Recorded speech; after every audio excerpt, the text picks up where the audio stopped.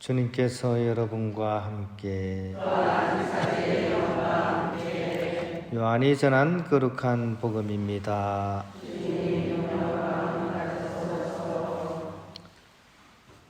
그때 예수님께서 군중에게 이르셨다. 내가 생명의 빵이다. 나에게 오는 사람은 결코 배고프지 않을 것이며 나를 믿는 사람은 결코 목마르지 않을 것이다.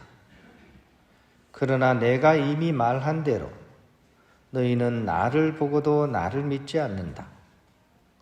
아버지께서 나에게 주시는 사람은 모두 나에게 올 것이고 나에게 오는 사람을 나는 물리치지 않을 것이다. 나는 내 뜻이 아니라 나를 보내신 분의 뜻을 실천하려고 하늘에서 내려왔기 때문이다. 나를 보내신 분의 뜻은 그분께서 나에게 주신 사람을 하나도 잃지 않고 마지막 날에 다시 살리는 것이다. 내 아버지의 뜻은 또 아들을 보고 믿는 사람은 누구나 영원한 생명을 얻는 것이다. 나는 마지막 날에 그들을 다시 살릴 것이다. 주님의 말씀입니다.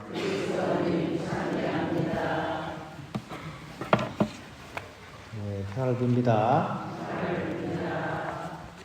우리가 지금 계속 부활 시기를 보내고 있는데요.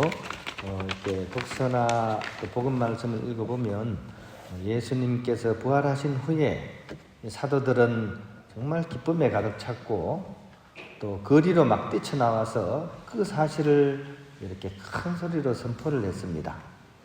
심지어 한 번에 3,000에서 5,000명 정도가 그 얘기를 듣고 감동을 받아가지고 신자가 되기도 했다고 이렇게 기록되어 있습니다. 하지만 이내 또다시 어려움에 봉착하게 됩니다. 왜냐하면 위기감에 몰린 그런 유다의 지도자들이 본격적으로 박해를 시작했기 때문입니다. 그래서 본보기로 어저께 우리 독서에서 들었다시피 스테파노가 첫 번째로 이렇게 순교를 하시게 됩니다.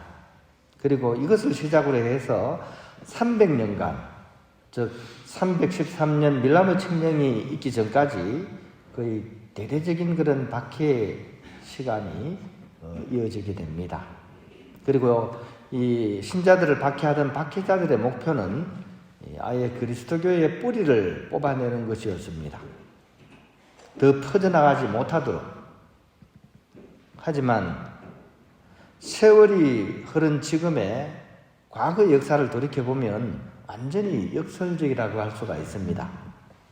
오히려 박해를 받던 그 시절이야말로 오히려 가장 큰 은총의 시기였다는 사실이 드러나기 때문입니다. 즉 이 박해 시기를 통해서 왕성하게 온 세상으로 이 그리스도교가 퍼져나갔던 시대가 바로 박해 시기였습니다. 그리고 신앙의 옥석이 가려지던 시기였습니다. 즉 사람 마음속은 아무도 모르잖아요, 그죠? 근데 박해 시기가 다가왔을 때 비로소 그 사람의 신앙이 어떤지가 드러나기 때문입니다. 우리 한국 천주교에도 마찬가지입니다. 그죠? 우리가 103위 성인을 기억하고 있지만 사실은 알고 보면 어떻습니까? 1만 명이 넘는 선교자가 우리 한국에 이렇게 초대 교회 때 있었습니다. 반대로 또 이렇게 생각할 수 있었어요. 선교자가 1만 명이면 배교자들은 몇 명 정도 됐을 것 같아요? 아마도 아무리 적게 잡아도 10배, 20배는 다 배교를 해줄 겁니다. 그리고 박해자 못지않게 밀고자도 굉장히 많았습니다. 그 당시 먹고 살기 어렵던 시절 이렇게 신자촌으로 어떤 사람들이 막 찾아옵니다. 그러면 거기서 같은 신자니까 먹여줬거든요.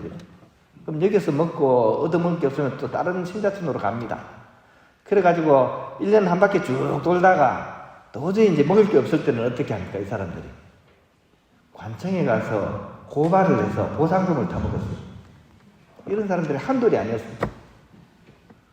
그런 가운데서도 신자들은 자기 목숨을 바치면서 신앙을 증거한 사람들이 많습니다.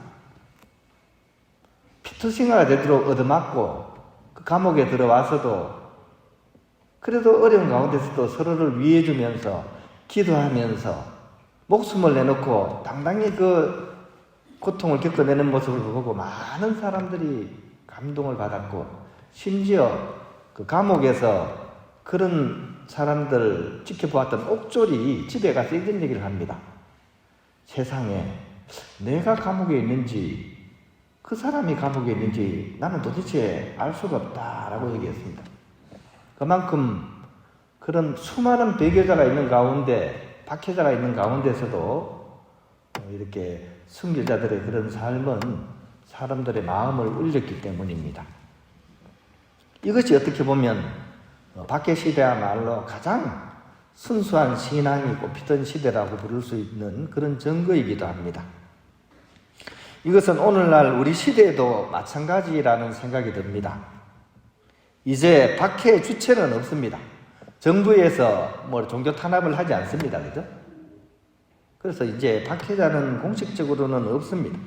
박해는 어떻습니까? 박해가 있을까요? 없을까요? 박해자는 없지만 박해는 여전합니다. 안 그런 것 같죠? 여전합니다. 본당 교적이 우리 몇 명 정도 되실 것 같습니까? 우리 성남동 본당이 6,000명이 넘습니다.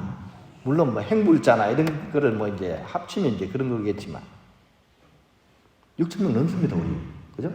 우리 프란시스코 이렇게 수도회에서 이렇게, 그죠? 하는, 관리하는 본당 중에 신자수 우리가 짱입니다. 제일 많습니다. 근데 현재 성당에 나오시는 분 숫자는 어떻게 될까요? 주일날 아무리 많이 와도 800명이 안 됩니다, 지금. 그죠? 6,000명 중에 800명 나옵니다. 그러면 나머지 5,200명은 어떻습니까? 누가 이분들의 신앙을 빼앗고 박해를 했을까요? 주체는 없습니다. 누가 나오지 말라 그런 사람은 없습니다. 스스로가 택하는 거죠. 그리고 스스로가 그렇게 선택하도록 만든 것이 사실은 보이지 않는 오늘날의 박해자인 것입니다. 오늘 제가 이 박해자들의 명단을 알려드리겠습니다.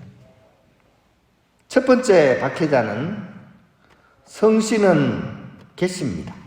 좀 귀한 성씨죠, 그죠? 개씨, 그죠? 이름은 얼음씨입니다. 합치면 뭡니까? 게으름씨입니다. 주일만 되면 게으름을 피우고 또 피우고 하다가 미사 시간이 다가오면 어떻습니까? 가기 싫죠. 그래서 게으름에 밀려가지고 미사를 안 갑니다.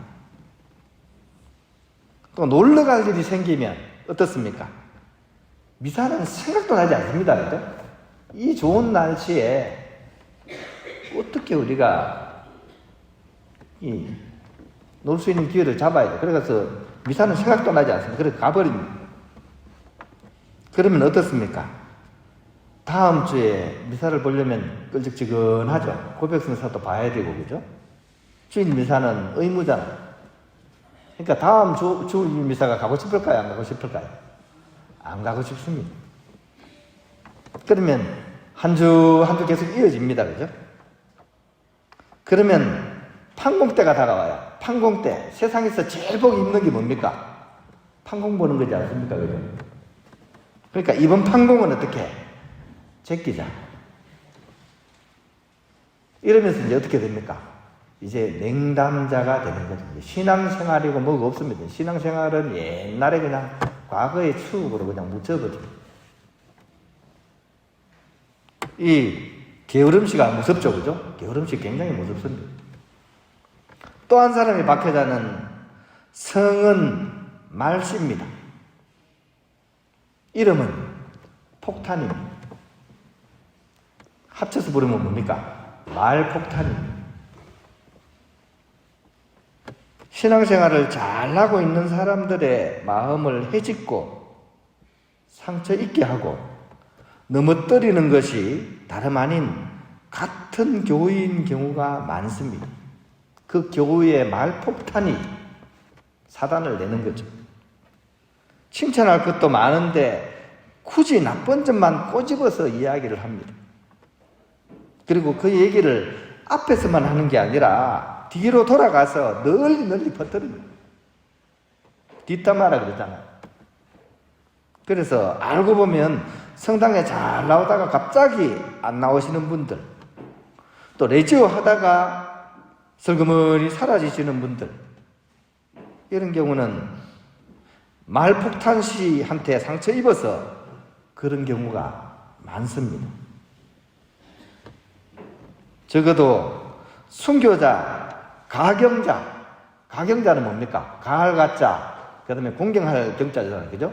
공경하기에 합당하다. 그 누가 봐도 공경할 만하다. 이게 가경자거든요. 가경 다음에 이제 복자가 되고 복자 다음에 성인이 되는 겁니다.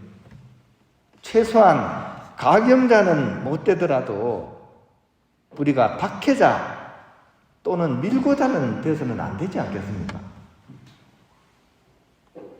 오늘 복음을 통해서 우리는 바로 또 독서를 통해서 그런 부분을 좀 잘 한번 성찰해 보면 좋겠습니다. 그리고 오늘 독서와 복음이 권장하는 것은 이름을 좀 바꾸라는 겁니다.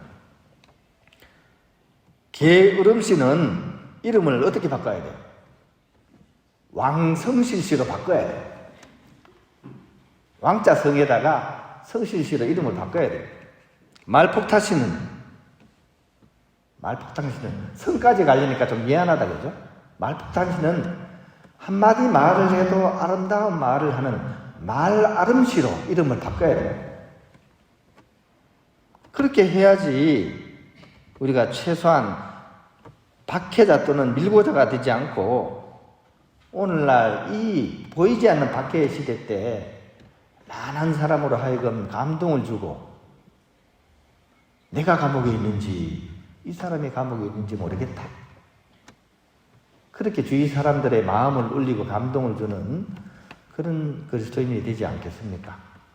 오늘 이 독서를 통해서 우리에게 들려오는 또 복음을 통해서 우리에게 들려오는 이 하느님의 말씀을 마음에 새기면서 우리 시대의 빛과 소금이 될 수 있는 그런 그리스도인이 특히 우리 성남동 교우들이 되셨으면 좋겠습니다.